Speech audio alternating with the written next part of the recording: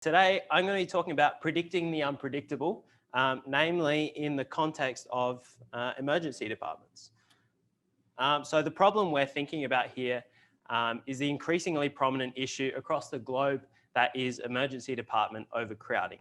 And so this has been something that a lot of people have thought about, a lot of people have done a lot of research in, namely to work out what exactly are the causes of hospital overcrowding, their effects, and they research these things to try and develop some solutions to see if we can reduce its effects.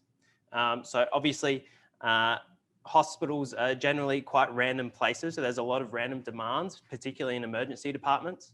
A lot of people have attributed population growth to increasing overcrowding effects, and in hospital dynamics as well. So the way patients move throughout the wards outside of the emergency departments has an effect on the way people can move through the emergency department as well. And obviously overcrowding has a number of effects, namely the adverse outcomes for patients. So it might impact their length of stay and these sorts of things, and also the dissatisfaction of patients and staff as well. So if people are frustrated and aggravated, that's unlikely to yield positive outcomes. So the goal of the team that I'm a part of is to, we're going to create a robust data-driven prediction tool to equip practitioners with short-term forecasts of emergency department performance in order to aid decision-making. So essentially, we're trying to give practitioners some sort of crystal ball that they can look into 4 to 8 hours into the future to help them make decisions, whether that's staffing or process-based, to help reduce the effects of overcrowding. So we say we're going to make it robust and data-driven, so we probably need some data to do so. And we're sourcing this data from the SA Health Emergency Department dashboard.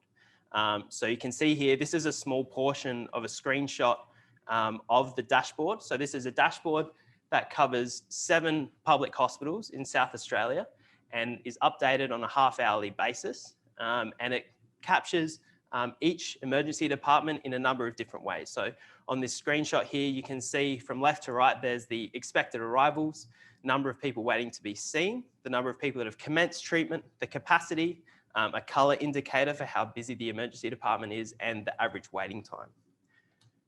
So as I said, there are 7 public hospitals in this data set. It's updated on a half-hourly basis. And so we're actually scraping this data every 15 minutes to collect it. And in each observation, there's up to 900 data points per observation. So as well as the stuff we saw on the previous slide, there's also breakdowns by care stream and triage category as well. So to build this prediction model, we're considering things like time series analyses. So some rudimentary stuff that we did quite early on showed that there's quite complicated autocorrelation structures within the data, as well as cross correlations between the variables, which we might expect. And so that led to a discussion of Bayesian networks to help us understand how these correlation structures exist within the data and to see if we can elucidate some relationships and find some conditional independencies to simplify the working. And we're going to use these conclusions, hopefully, to implement in some machine learning methods moving forward.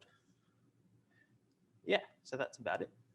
Any questions or suggestions? I'm keen to hear anything that anyone has to say.